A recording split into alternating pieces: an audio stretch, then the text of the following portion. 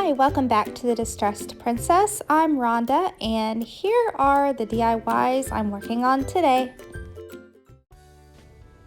For the first DIY, I'm using this garland that I got at the Dollar General store, and I believe it was $2.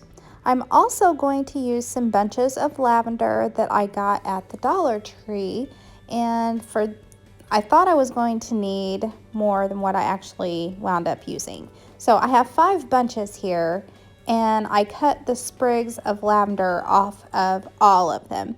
And I didn't wind up using all of those, but that's okay because I use it in a DIY later in this video. The idea here is to take this cheap $2 garland and make it a lot prettier using this lavender from the Dollar Tree. So all I did was take those little pieces of lavender and I wrapped floral wire around them in the garland, and I just used one continuous, I never cut the wire. I just kept wrapping and going along the whole entire garland, putting in the sprigs of lavender as I went.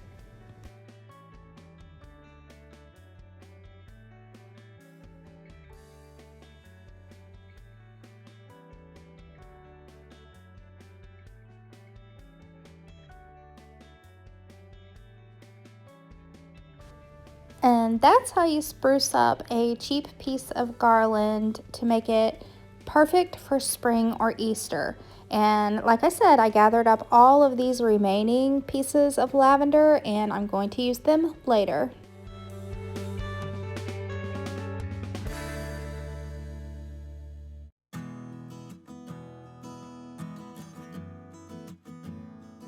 For the next DIY, I'm using a leftover Valentine's Day sign from the Dollar Tree, this wrapping paper from the Dollar Tree to cover that glittery side, and this Cottontail Carrot Company printout that I made in Canva, and I will link it in my description box down below so you can print it out and use it too.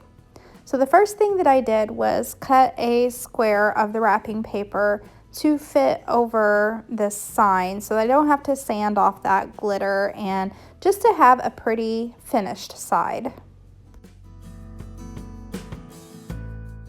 I used Mod Podge to attach the wrapping paper to this glittery side of the sign.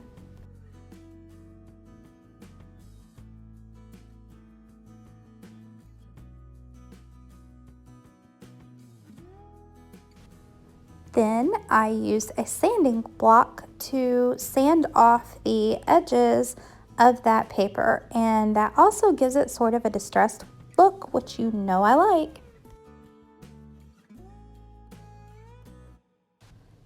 To fill in the holes where the hanger was on the sign, I'm using joint compound. You could use spackle or caulk too, and just sand off and make it smooth once it's dry.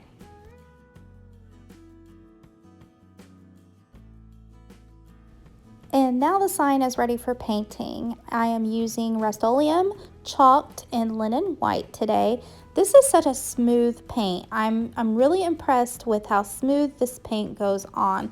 Highly recommend this paint. And on this sign, I'm only doing one good coat. There are already notches on this sign where naturally shiplap planks should go, so I'm using a light brown marker this time and a ruler to draw out those shiplap lines.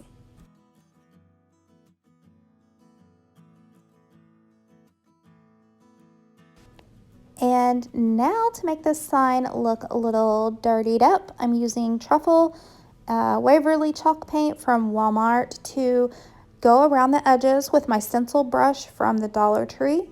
I'm going to just go around the edges and with a very, very dry brush, fill in the middle to make it kind of dirty.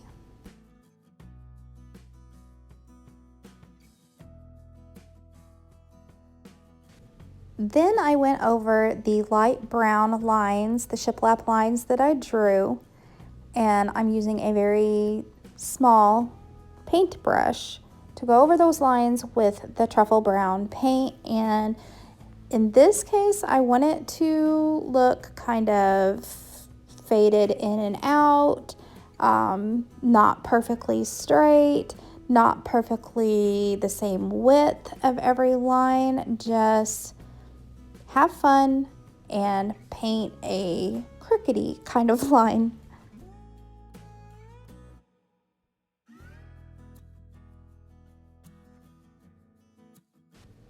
I think by painting the lines this way, kind of crooked and not perfect, that makes the sign look more old.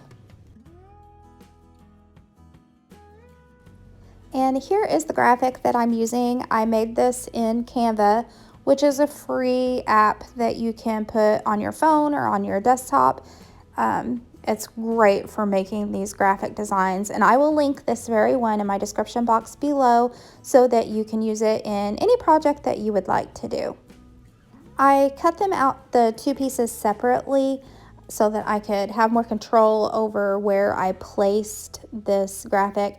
My only thing I would have done different, I thought it was bigger than what it was. I would have resized it and made it bigger for this sign. So pay attention to your sizing, measure out your sign. I think the sign is like 10 by 10, and you can resize this if you need to.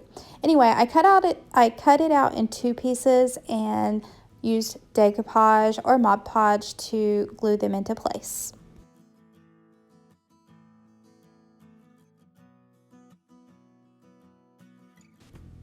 Then, to make that paper kind of blend in with the sign a little better, I dipped my stencil brush into the white chalk paint and wiped the majority of that paint back off so it was like a dry brush, and very lightly went over that graphic to sort of blend it into the sign better.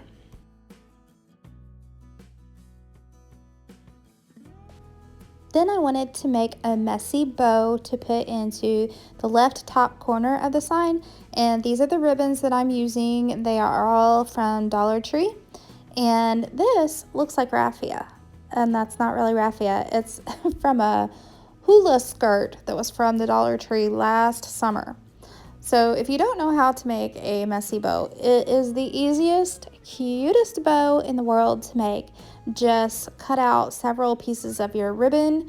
They don't have to be precisely the same size. Just cut them all about the same size. And I'm also using jute string too. And then you just start layering your pieces one on top of another in whatever order you see fit to do. And so I started with the burlap, and then I did the chevron, and then I did jute string, and then I did some of the, we'll call it raffia, and then all over again. And I think I did about I don't remember if it's 4 to 6 pieces in each of the ribbons or strings or raffia.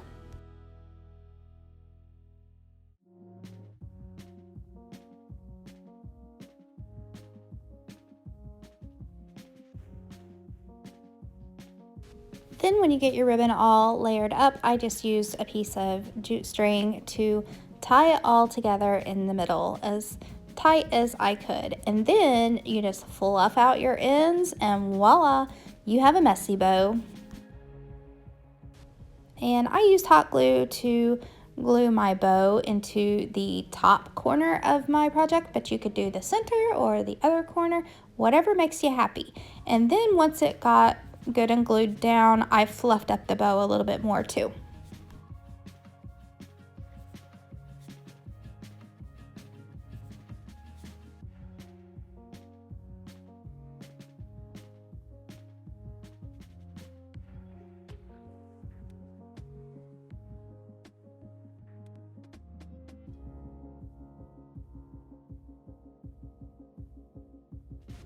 For the next DIY, I'm using one of my favorite things from the Dollar Tree, which is one of these golden wire baskets that come in all kinds of different sizes.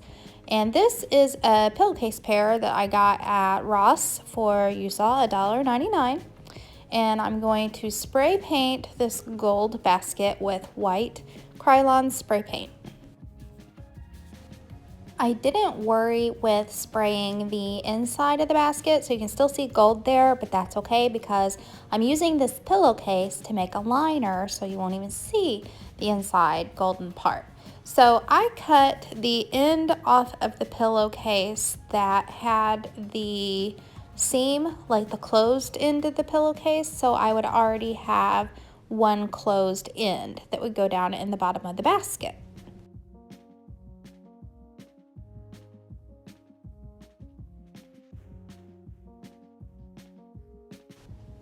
I saw that I had a little bit too much material going on there, so I decided to cut one end of my pillowcase off. And also this time when I put the pillowcase down into the basket, I put the pretty printed side facing out, so that would be what shows through the basket. Then I just went around the edges of the basket and hot glued everything down.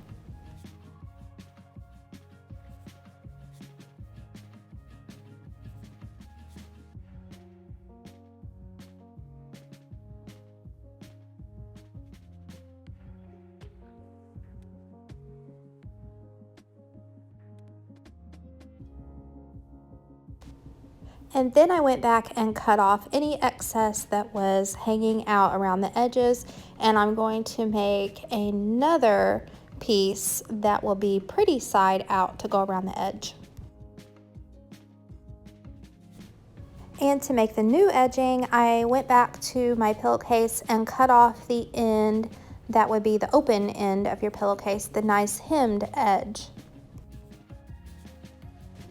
I folded it over the top of the basket and hot glued it into place on the inside. When I made it around the whole top of the basket, I cut off the excess and hot glued it in place.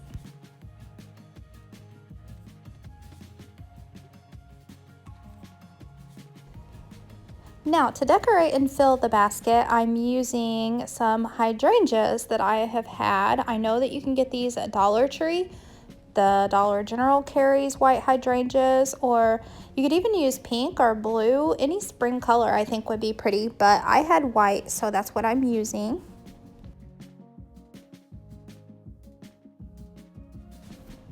And now I'm going to make some Easter decorations to put inside the basket as well. And this is a Easter sign that came from the Dollar Tree, and I'm only going to use the 2 eggs and the bunny.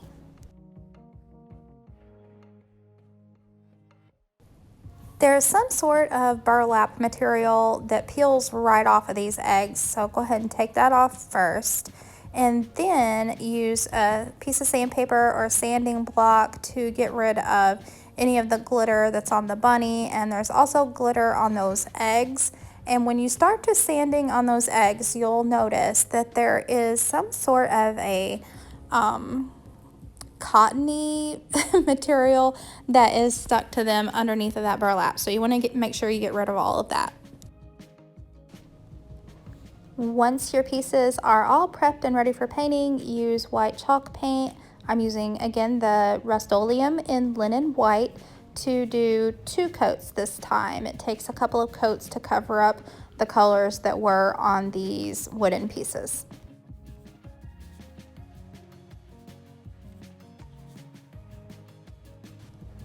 I loved these pieces just white, but I don't know. I felt that I needed to dirty them up. You use your best judgment. I think that when you use the brown paint to go around the edges, it makes them pop more. But I had a little bit of difficulty deciding what I liked better. More white, more brown, somewhere in between. But for my preference, I liked it more on the white side with just a little bit around the edges. And you'll see in just a minute I got too much of the brown. Now, if that happens to you, you feel like you've gotten too much brown, easy fix, just to go back over it with some more white until you find just the right balance of what's making you happy.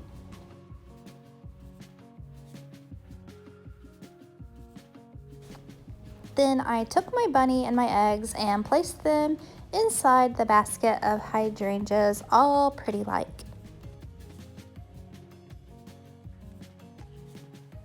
You'll notice that there are also some eggs, some speckled eggs in this basket, and those are a DIY as well that are at the end of this video.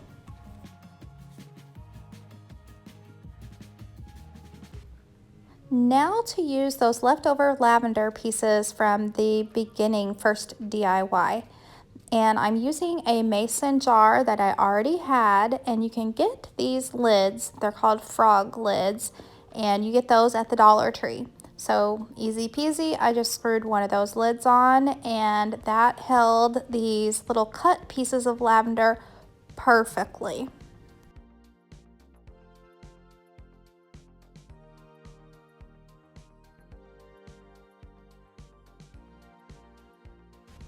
For an added touch, I took jute string tied around the mason jar and wrapped it around a few times just to give it that little rustic effect that we all like.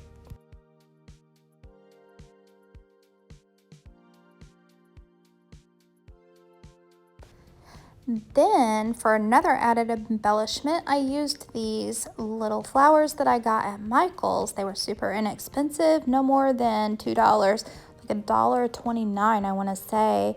And I hot glued one of those to the front of the jute string.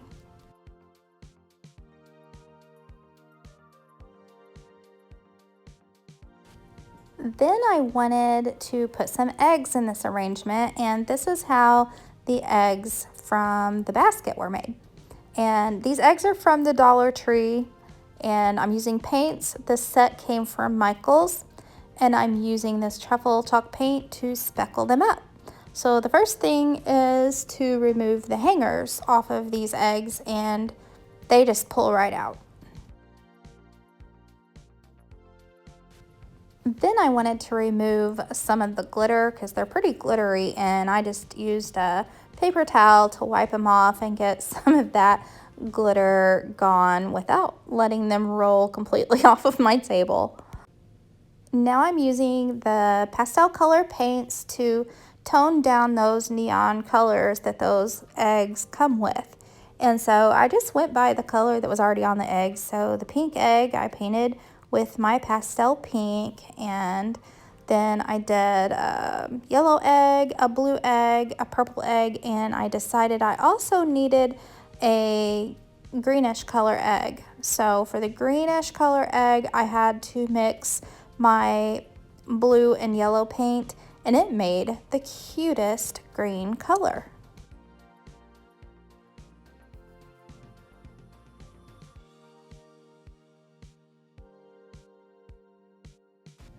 And now for the speckling of the eggs with the brown truffle chalk paint. And I warn you now, this will be messy. I tried to control my mess, but the speckles wanted to go further than what I expected them to go. I recommend covering your surface completely.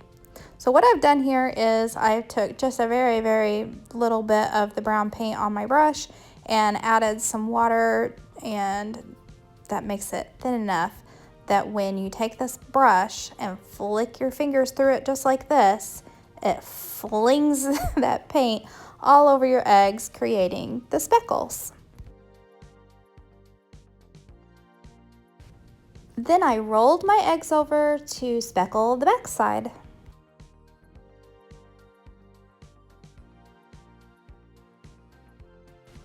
My first idea was actually to use these eggs in the garland, and if you like this idea, take it and run with it. But I was not entirely keen on using it in my garland, so that's why these little eggs wound up in the basket and in this little lavender arrangement. And I just used toothpicks. These are styrofoam eggs, by the way. I just used toothpicks to make little stakes for them and poked them right down in my arrangements. And I only used the pink and the green and the yellow because the purple seemed too bright and the blue seemed too bright. And someday I may go back and tone those colors down, and then they could be used for another DIY on another day.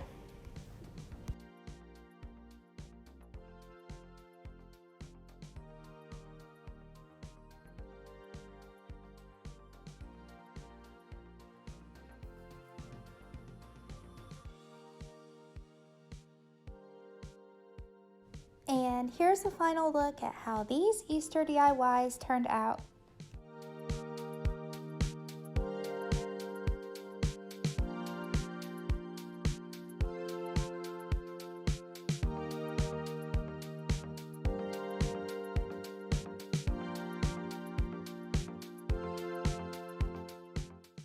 Thanks for watching my video today. I hope you all have a wonderful rest of the day, and I'll see you next time. Bye.